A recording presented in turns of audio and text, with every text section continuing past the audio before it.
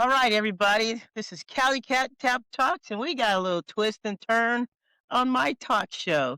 So we're going to tap right into Dr. Corey, and we're going to hear her journey. And she's got a journey that a lot of us women really need to hear and understand and follow her path. Go ahead, Doctor. Yes, I'm so excited to be here and talk about my journey, especially when I saw your podcast and I learned all about what it's about, overcoming some kind of journey or hurdle or something and sort of coming out the other side, in a better way. Maybe that was really resonated with me and my story. So tell you a little bit about my journey. So I am a professional speaker. I've been an author. I'm a professor. I'm sort of in the limelight. I actually have my own podcast series and everything, sort of out in front of the world. And everything was cruising along. Like I was professionally at my peak, right? Things were going really well until, like probably many of your listeners realize, they weren't going really well, right? And so I experienced a few years ago. I experienced a really, really difficult heartbreak. And interestingly, it wasn't my longest relationship. It wasn't the relationship that I have a child from. It wasn't, there was, in every mark and matter, it didn't have any reason to be the most hurtful or heartache kind of inducing experience, but it was. And I realized most of it was because I felt, a little bit like blindsided. I wasn't ready for it. That's what happens with change, right? Sometimes if we see it coming, even if it's a horrible change, we can adjust ourselves better to respond. But I didn't know this was coming. So I'm kind of blindsided by this heartbreak. And I immediately do what you shouldn't do after heartbreak is continue to stalk your ex's Facebook page to see what's going on. And I was just all over it. And if I wasn't on it, my friends were on it. They were sending me stuff. Everybody was sending me updates. And my partner had repartnered so quickly, suspiciously, that it was, then I'm starting to think, oh my gosh, was there overlap, all of this stuff. And I just kept seeing things come in and I thought, I can't get out from under this pile of bricks. So I wallowed for a little while. And then I decided that, I'm a type A person. I get it done. I'm out there doing all these big professional projects. Why can't I make my healing a project, basically? Why can't I figure out a way to get through this? And so I did. I started trying anything and everything I could to stop feeling awful and feel better. And then ultimately to the point where I would then attract new love. That was kind of the goal, the mission. But I didn't do it as strategically as I initially kind of thought I would, which was like, here's a whole bunch of things I'm going to try so that I can move through heartbreak into healing and into love. I was just haphazardly doing things. People were sending me, ideas. Here, listen to this podcast. You might want to do this. Here, try this out. Try this. And I was trying every single thing. So a couple months after doing this, I realized that, okay, the strategy isn't bad, right? Like to actually have a plan of like the things you want to do to maybe move from point A to point B. But I was doing them sort of reactively. So I thought, okay, I need to sit down and write this out into a plan, which I did. So I wrote down all the things I'd already tried and made a little assessment of whether they were working or not. And then I started adding things to the list. And over the course of an entire year, I went through 44 different things that I planned out or somewhat planned that I tried to move through heartbreak, to heal, to find love. And then, of course, as you can imagine, that was, hardly anything is within our full control. So there are a lot of other things that just emerged that I had to deal with and struggle with and that I didn't see coming that also helped kind of that growth process. But I was open to it all and I tried anything and everything. And part of it was that those things that I tried, some of them actually helped, like, basically meeting new people, finding new hobbies, cleansing my space, going no contact, which I eventually did. Those kind of things helped. Other things weren't so helpful. I didn't really get a lot out of buying love crystals. I tried. I walked a labyrinth. I said a mantra. That didn't really work. But I tried. And I think it was the process of trying these things that actually was what helped me heal the most rather than any one item on my list. But I came out the other side and I came out more self-aware and I came out more open and far more kind of diverse in my experiences. I had rappelled, I had crossed the Grand Canyon, I had done all sorts of new things, adopted the philosophy of law of attraction and all of these things. So that was really kind of the journey. It set out to be intentional, wasn't intentional, and then swung back over to being more intentional. And I really do believe I came out the other side, and that was an amazing journey that I got to experience. Wow. But you went through so much, and it sounded like it was very hurtful towards you, and you just had to figure out a path. But your friends were like, "Okay, this is what's going on," keeping you in a loop, and you found a way to isolate it. And then you wrote a book, right? I did. Talk a little bit about that. I mean, there's a lot of people right now is going through what you're going through, and they need to try to really just figure it out the way you're probably opening. How would I say this? You're opening up a door, like a pathway to where they can probably just stop and try another direction. Because you said 44 times, right? In a year. 44 different things. Yeah. Yeah, and they just need to know, "Hey, if this is not working, try something else." You gotta be able to get Yep. past of what you're doing. So go ahead, talk a little bit about your book. You probably have more than one, I'm sure you do. Yeah, well, this book is actually, it just came out. It's called The Soulmate Strategy: My Imperfect Plan to Conquer Heartbreak and Find True Love. It was interesting because the breakup happened in July, and not this past July, but a few years ago. And I was, struggling and trying to figure out what I was doing. And then I started trying some of these 44 things, which it wasn't 44 on my list until the very end when I got my 44th thing that I tried. I didn't set out with 44 things on my list. So I kept trying all these different paths, these different, I don't know, attempts, these strategies to feel better. And I had accumulated through the process of that a lot of very, very good stories. Like what Mhm. happens when you try to date a little bit sooner than you're ready for, or like, all these things that were going on. And so people would want to hear my stories. So come November of that year, decided to start writing them down. I was going to make like a satirical essay on like the kind of the woes of breakups and how to get through it.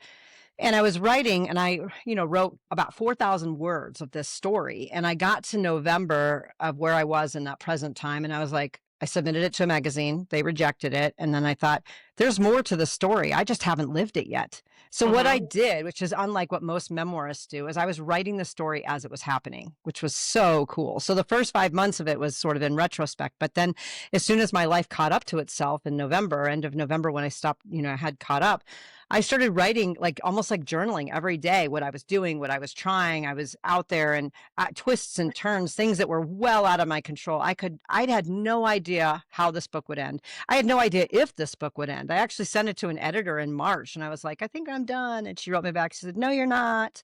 And I said, how do I know when I'm done? I'm going to write the rest of my life. She said, you'll know when you're done. And I just kept writing and writing and writing. And I ended up the following July, it was about 1 year later, I reached a point in which kind of intuitively I knew this is the end. This is where we stop. But I had 125,000 words, which is about 40,000 more than your average, kind of memoir. And I had a memoir coach and she said, okay, this is great, but you got to cut 40,000 words. Let me know how that goes. And I thought the reason I have so many words is because I chronicled every single thing because I wasn't sure what was going to be needed. So I ended up Mhm. going to the kind of the cutting room floor and going back and consolidating. And I got it down to 86,000. And then I begged her if that 1,000 would be okay to go over. And she said, sure. So that's the book. But it was interesting because the part of the reason I wanted to put this all out there in a book is, well, one, it was my healing, right? Like writing the Mhm. book was my Mhm. reflection. But two, it was the book that I wanted to read when I was hurting because I wanted to feel a sense of hope and inspiration that you can get through to the other side.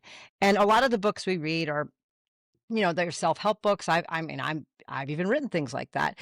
Self-help where it's like, if you do this, this will happen. And I wanted to write a book that said, if you do this, that might not happen at all. It might get messy. It might even get worse, but Uh-huh. you have to try. You have to try something.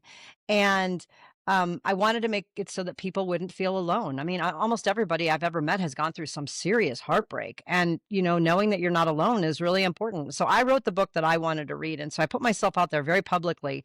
And that's been also interesting because the book came out last week and it's very vulnerable. It's very raw. It's very messy. It's hysterical. I mean, you'll find yourself yelling at me in the book, like, what are you doing? No, don't. Oh, you did. You did that, right? Why did you do that? But the cool part about it is that not only did I write this as like a memoir that reads almost like fiction, like I couldn't have written a more fictional like story with a storyline, but Uh-huh. at the end, I actually include all 44 of the strategies that I tried. And so, and my own assessment on how they worked or if they worked with me. And it might be that something didn't work for me, but somebody's like, you know what, I'm going to try that. And maybe it works for them. And so it was just a smattering of all the kind of cool things that I tried. But it was the pursuit of trying that was what got me through this process, even more so than any one of those items on the list. Yeah, but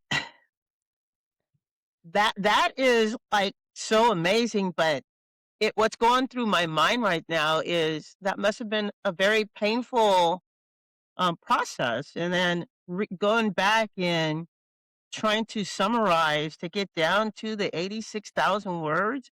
Oh my goodness. I mean, how long did that actually take you? It took me about a year to get it consolidated down. But it was really interesting because with a memoir, you're in the story. And so Mhm. as I'm cutting things, I'm having to make a determination. Are they worthy enough to be in the story? Even though they're in my story, are they worthy enough to be written down? And I had to make that judgment about my own life and read and reread and reread. I mean, I probably edited the book well over 100 times. And then I recorded the audiobook this fall. And I'm constantly in this story. So that's also very interesting because a lot of times when people go through difficult times, they pass through them and then once they've sort of made meaning or moved on, they don't have to think about them anymore. But because this was a writing project, I was constantly going back. And it was like I was learning about myself every time I read through. I was like, "Oh, here's another thing I'm learning." But I was also like had to revisit my heartbreak over and over and over. And Yeah. I just did 3 different book events this week and I read one of the chapters I read was a very, very heart-wrenching, yet very empowering chapter about struggling with heartbreak towards the very beginning of the process.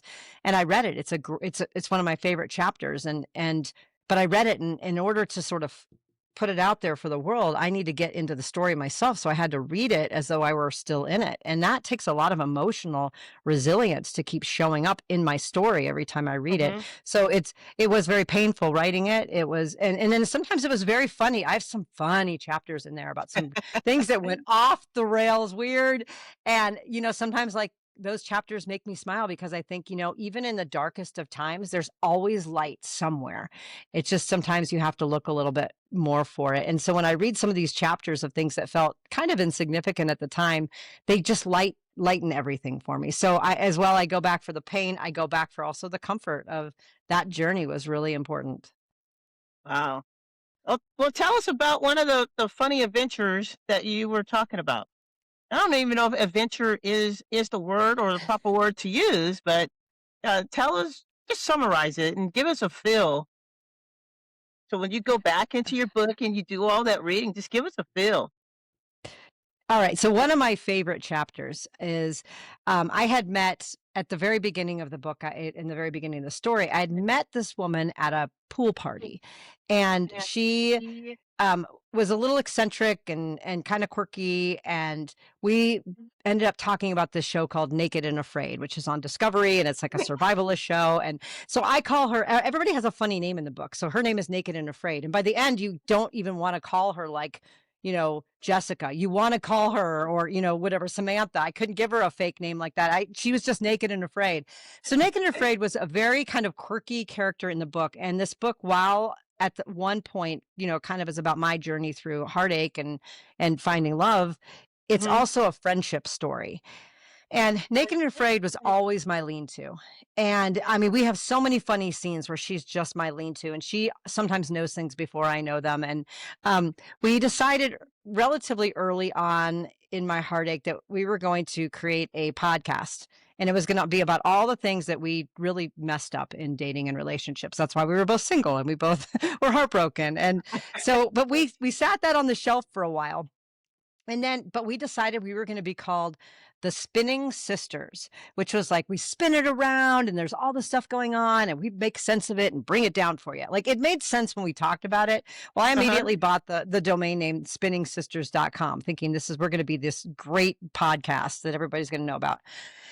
We sat on it for months. So finally we decided we were going to actually do this podcast. So she came over and she just bounces off the wall. She can't sit down for any more than 5 minutes. And so her character, she's just sitting there. We're talking about Spinning Sisters, and I'm trying to come up with like what's our mission statement and who's our target audience. And she's like, we should record right now and like put it on. I'm like, you don't just record on your phone right now at the kitchen table. Like we have to have like a purpose. Like what is the whole thing? And so anyways, we end up spending an entire hour, and by the end of it she hates the name Spinning Sisters, and I already feel like, well, we bought the name, we need to do something with it. And so the whole hour meeting ended up with us basically ditching the name that we already picked, and I'm like, okay, we're going backwards, but we end up landing on a name. We end up recording our first episode, and I'm so excited about this episode. And I start out by saying to her, so there's a lot of podcasts all about relationships, and what makes our podcast different? And she said, our podcast is for women, for men, for gay people, for straight people. It's even for that confused teenage boy. And I was like, oh, no, it's not for the confused teenage boy. I don't know. That is not our target market. I don't know what we're going to possibly say to a confused teenage boy. And so, but I held it together during the recording, and we recorded the whole thing. And I said, all right, why don't we like market test this with some of our friends and see what they say? She's like, no, it was perfect. I was like, I don't think so. So we sent it out to our friends, and like every one of them was like, what's up with the confused teenage boy? Don't do that. Don't say that. Don't say that in your podcast. So it was just really, really funny. We ended up re-recording. We had a way better second take on it. And then we've now released 12 seasons of our podcast, and we're still going really strong with it. It's called Rock That Relationship. So it's been fun. Naked and Afraid is one of my very best friends in the whole world, and I really am grateful for her in my process. Wow, that's an amazing story. It's so amazing. So to tap back in, how did your heartbreak affect you in a professional way? Yeah, that's a great question. And as I said, kind of at the beginning, I was cruising along professionally. I was, kind of out and about, and I'm a professional speaker, and I had Yeah. sort of a professional reputation. And I was having to be, I was still traveling on like a speaking circuit, still trying to get up on stage and muster up all of my conviction and try to show up for my students, and without people knowing that it was happening. But behind the scenes, I was devastated. So I was wearing like two hats, and it was very difficult. And I actually would not recommend that now. If I had to do it all over again, I'd be very, very frank with people about kind of what's going on in my world. So much so that I learned from it that my daughter is studying abroad in Germany right now. She's a junior in high school, and she's gone for a year, and it was really difficult. And I had a speaking engagement just a couple days after she had left. And I got up Uh-huh. on the stage and I said to everybody, I said, I just need you to know where I'm at. I'm super excited to be here. I'm really happy to be here. I'm going to tell you stories about my daughter, but I also miss her. And I just want you to know that that's weighing on me. I told the entire crowd that, and I would never have done that before. And so I think, I think I would not try to shield my professional world. I mean, I can't cry all through class while I'm teaching, but Yeah, at the same yeah. time, to just be more honest about what I'm feeling and how that's impacting me would also probably lend me more support.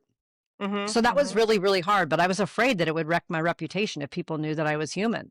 And then I realized that's silly. We're all human. And now I put it out there. And if someone reads this book and is like, woo, she's a hot mess, then guess what? And they don't want to hire me, then they don't hire me. And that's just kind of how I feel about it now. But so I'm a lot more transparent. That's okay. That just shows how strong you are. You're vulnerable. You're human, Yeah, right? We all exactly. are. You're a very strong woman. So I look up to you.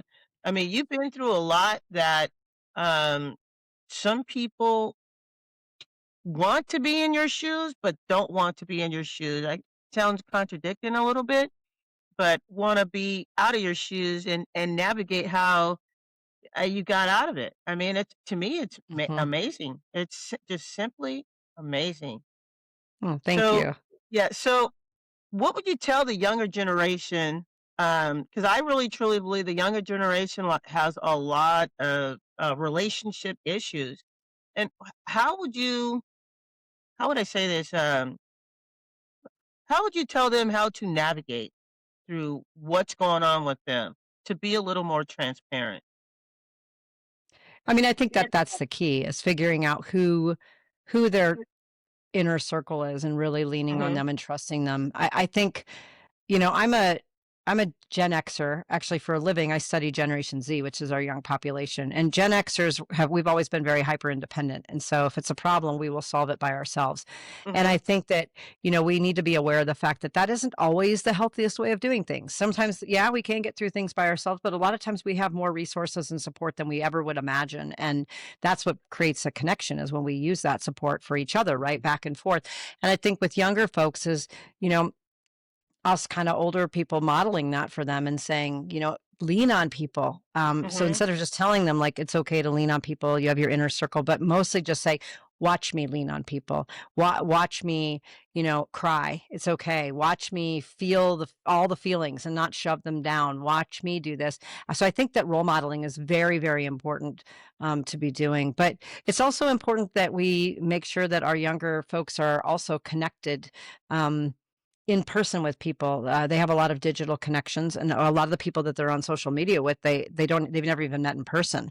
So it's hard to say that these are the people that they would lean on for some kind of heartache or heartbreak, or even support of any kind. And so, how do they cultivate some real relationships out of those? That even if it's somebody who they don't live near, they can still cultivate something deeper than just you know, a follower on a social media mhm, platform. Is mhm. helping them really cultivate who are those lean to people, but also, like I said, modeling that for them. Yeah, yeah. Cultivating it, yeah. I totally, totally agree with you. So, this is a very interesting conversation when it comes to, you know, the heartbreak aspect. And you're the first on my show where we dive deep and tap into it, and I really appreciate you. Um, it was, and it sounds like it was very painful. And Yes. how you said it took you a year to write the book, but how long did it take you to get over what transpired within you? I would say I was about I would put it at around an 8-month mark where was feeling kind of back to myself. I was ready to start dating again. For real start dating, not actually I went out Okay. and I did something called practice dating, which was encouraged by Naked and Afraid, and that was a total bust. That was not a good idea, but I figured it out then that it was too early for me. But by the time, I was about 8 months in, and I think one of the key things that could have been maybe a little tiny bit earlier, but I did not go fully no contact until probably 3 months in, and what that means is I did no contact, which basically is like we're broken up. We're not going to have any contact that we need. We had a Mhm. couple little things where we had to work out some logistics, but other than that, I had no contact. I would not respond to messages, and we just didn't contact each other. But I was still getting like updates from friends, and I was still getting, you know, people sending me screenshots of social media posts of like in a new relationship, just bought a house, all this stuff. And that was just wrecking me. And so it was a few months in that I decided like I had to talk to all my friends and say, please don't. This is really making my process of healing a lot harder. And I said, I said, I want you to tell me anything. I don't want you to share anything. And if you find it difficult to know information about her that you're not going to be telling me and you feel like that's going to be Yeah. creating some deception, then you can unfriend her on social media. But at this point, I can't know this stuff. And once I did that, it was like things started to accelerate. I was able to start healing in ways that I wasn't before. So I would say, you know, about 8 months, which was about 5 months after I went fully no contact, was I started to feel a whole lot better. Mhm. Mhm. At any point did you ever blame yourself? Because, you know, I had some friends that kind of go on what that you're going through, and they're blaming themselves. And I don't think it was really their fault. It could have been a 50-50 type deal. Yeah. Well, it's interesting that you say that because I had the reverse experience. I was doing like 100% blame on this other person. And granted, the other person did some things that were much more kind of publicly awful, like things that you could say from an outsider, like, ooh, yikes.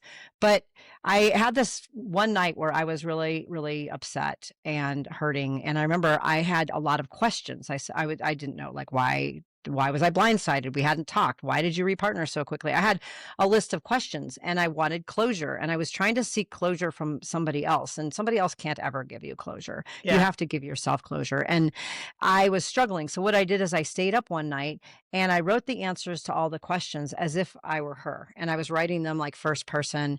And I had to be really honest, like, all right, like, why did you leave? And then I wrote the answer like it would be written, and it was like, I left because you did this and you did that. And I thought it while I had placed 100% of blame, I needed to take a little bit of accountability to move on, where it sounds like in your situation people were taking all accountability and blaming themselves.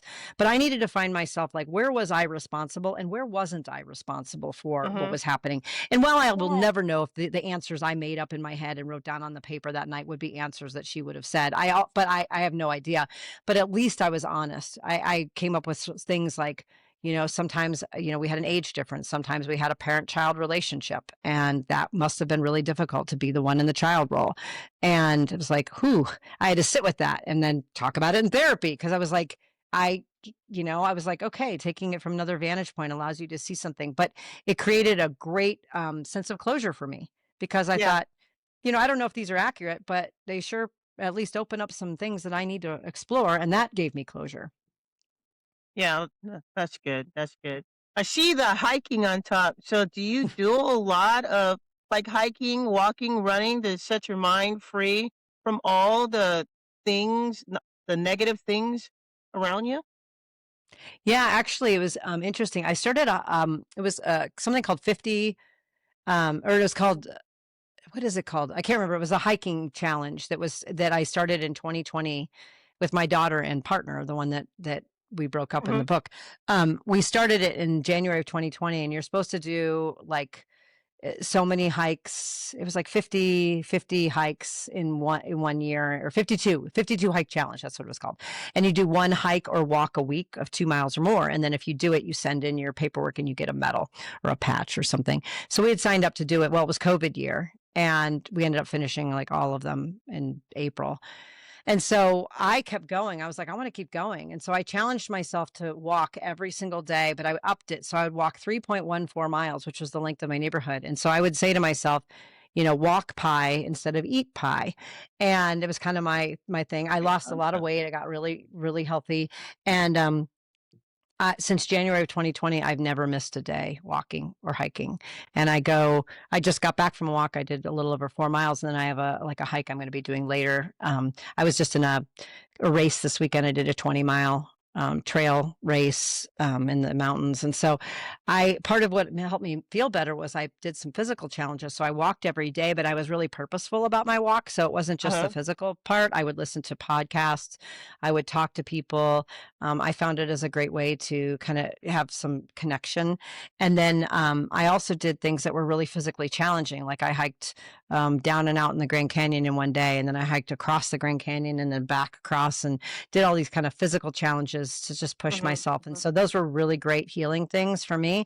And so I walk every day and I hike all the time. Wow. I wish I could hike and walk. I need to get back on that walking part. I just, I live here in California, so and the weather's not that bad except for the last couple of days. It's been raining. Okay, yeah. It's Yeah, harder in the rain. yeah, it's harder in the rain. So what does it snow where you're at and you still walk in the snow? No, it doesn't snow, but it does rain, and I do walk in the rain. I walked in the rain a couple days ago. I did join a gym so that if Mhm. I can't walk outside because the weather is so awful or I'm traveling, I can go and do like treadmill walking. It's my least favorite, but at least it gets me moving. So if I'm at a hotel, I'll walk in the hotel gym. especially if the weather's really bad outside. But yeah, and then in the summertime, I live in Arizona, and it's really, really hot in the summer. And Oh, so in the yes. summer, I'm up at like 4:30 in the morning, 5 o'clock in the morning, walking Hmm. and hiking. Wow. Wow. As we get close to shutting down the Cali Cat Tap Talks, where can people find your book? So you They have can go. the It's Soulmate out. Strategy. Yep, it's called The Soulmate Strategy: My Imperfect Plan to Conquer Heartbreak and Find True Love. It's available on any major book retailer, Amazon, Barnes and Noble, and all of those. You can also get it's paperback or Kindle, and then it's now up on audiobook. You can listen if you have Spotify Premium. You could listen for free for you. I think I get like 9 cents, but anyways, that's how that works. Or you can also get it on Sound, or it'll be up this week on Amazon as an Audible. And so you can get it as an audiobook there. But yeah, and if you want more information, you can just go to thesoulmatestrategy.com and find out all about my book events. And I'm doing some more. I did 3 events last week. I'll be doing some more events in the coming weeks, and book signings and virtual things that people can tune into as well. Wow. Wow. And one last question. And the question is, okay, you're a professional, your leadership, you've been through it. What legacy would you leave behind? What would you tell the audience? Um, the main thing I really want to tell people with this particular experience is you are not alone. Even if you feel like you're alone, you feel like you're the only one who's ever experienced the feelings you're feeling, or that you might feel like you're stuck in them for a really long time and you need to get through them. Whatever it is, you're not alone. You're not the first person to feel this. You won't be the last person. And I bet a lot of the people around you have felt this way too. So we're all here for each other. You know, the idea of love and connection is universal, and we all crave it. We all want it.